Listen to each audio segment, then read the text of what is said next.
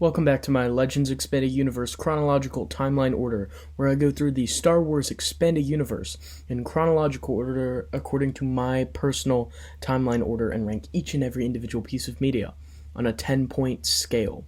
Today I have Novar, also called The Tale of Novar, which is a short story that was written by George R. Straighten.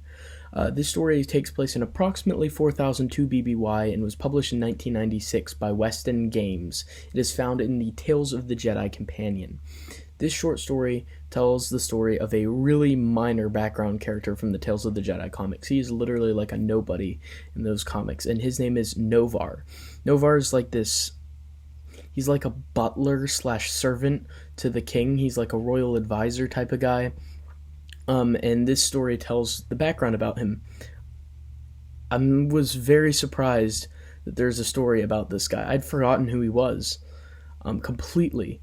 But, that being said, I think this is a really good story. I really enjoy this. Okay, so, it turns out on this planet, Onderon, in the city of Izes, like everybody has the dark side, or everybody learns the dark side, because Novar is yet another fellow to fall to the dark side on Izes, because not only is Frieden Nad stirring the pot of people, forcing people to fall to the dark side, but also King Addis, an ancient Korriban Sith king, is also stirring the pot, as we'll see in this story. But I'm getting ahead of myself. So in this story, Novar, we learn that he's born into wealth, so immediately he's just this pompous, arrogant jerk. And he works his way up, manipulating his way through the political sphere, the political atmosphere of Izes here, managing to scheme and work his way up to favor. He's your typical sniveling, political, backstabbing, annoying type of character. And he's incredibly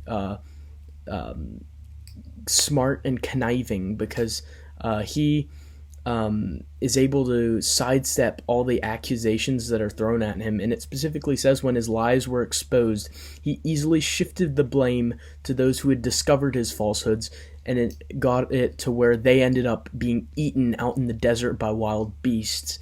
So he also excelled at, it said, molding himself into roles. So finding a niche that needed occupied and filling it to perfection. And this is how he was able to ascend the political ladder. And he had a mentor named Tolo Kad, and Tolo Kad was very proud of him. And he said to him that he had taught him everything he knew, which is unfortunate for Tolo Kad, the story notes, because Tolo Kad eventually becomes dependent on Novar, and Novar's doing everything that Tolo Kad needs done for him, because for years he's working his way up, and he's kissing up to the boss, so to speak, which is a Ferengi custom that Quark talks about in Star Trek Deep Space Nine, but that's the wrong universe. So he's just basically doing everything for Tolo Kad, and Tolo Kad will boast about how he's done all of this himself. So Tolo Kad boasts about a party he's thrown, right? And then it turns out that Novar has sabotaged this. So he tells everybody that this great party was of his designs, and then Novar's arranged it, and Novar's made it to where nobody's there. It's an empty hall, empty banquet, and the king is so angry that he uses the dark side of the Force to blast him out of existence.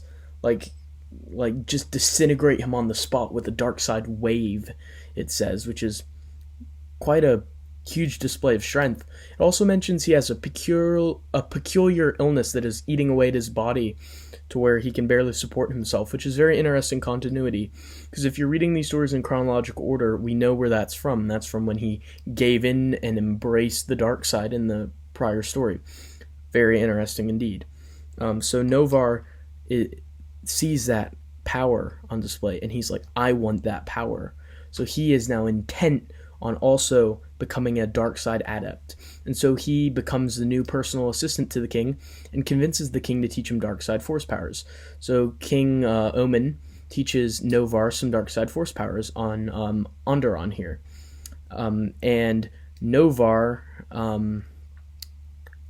is being taught all of this by King Amen until King Amen's body fails him, and he's physically too weak to continue training Novar. But then, surprisingly, the Queen, Amanoa, and we've not read her story yet, so I don't believe chronologically we know that she is a dark side user until this story here, but she's a dark side user herself, and she is able to train Novar as well. So Novar is getting lessons from her now, and he is becoming this dark side user here. He's becoming quite adept in dark side wizardry, it says. And he even starts teaching all of the guards and all of the underlings how to use the dark side of the force, training an army of people, trained in at least the basics of dark side force manipulation. So they're creating a whole army of dark side force users, essentially. And so next what happens is very interesting, because he discovers a holocron with King Addis's teachings. Now, King Addis is a really cool character. I'll throw an image of him up on the screen right now. Doesn't he look cool? He's so cool looking. King Addis, come on. He looks amazing. So King Addis's holocron has these teachings on it, and so Novar goes to the holocron to get dark side information. And there's a great bit where King Addis is like, I don't teach my power to the weaklings. And that's pretty much all the story we get. He's the end of the story has him, skulking around in the darkness below, again, these tunnels below the city, and he is having a private lesson with King Addis over the holocron. And King Addis is this tough, imposing figure who begrudgingly helps Novar out with learning some Sith skills. For the story about essentially the servant, the butler, this is a really interesting story, I've got to say. I did not think I'd be interested in this story. I did not think I would like this story. I wondered, why are you telling a story about him? Of all of the characters of Tales of the Jedi, you're telling a story about him? Really? Well, I really enjoyed this story. I really enjoyed the story. I thought it was very interesting. There is dark side force users everywhere on what's this planet? Onderon. Onderon has dark side force users just swarming everywhere. And these dark side force users are only here, chronologically we know, because, the spirits of past deceased Sith are teaching them. There's no physical manifestation of Sith at this time. There's only these spirits that are keeping the Sith lineage going in the greater galaxy. Well, that's not entirely true. Valkorian Sith are off somewhere in the unknown regions, but that doesn't matter as of this review, so I'm getting off topic. But what did I think of this story? 6 out of 10. I really enjoyed this story. I thought this was much more interesting than I was expecting. This story, I've got to give it a lot of credit because it's really fantastic. I really enjoyed this short story. But if you want to hear this story read for you, then I would recommend checking out my friend Marcel Ryan, the Revanchist, on YouTube. He reads the story in its entirety. There's some great music in it. He does some great voices for the characters. I would definitely recommend going and checking out his reading because he reads the entire story as an audio recording with music, sound effects, voices. It's really professionally done. It's an awesome way to get to hear the story. It's only like 8 minutes, probably not even that. So go over there, check out his reading of the short story. The very link to that short story reading will be in the description of this video. So I would definitely recommend going and checking out Marcel Ryan, the Revanchist's reading of this one, because he does a fantastic job with it, as he does with all of his readings. And after that, come back here and tell me, did you enjoy The Tale of Novar, also called Novar?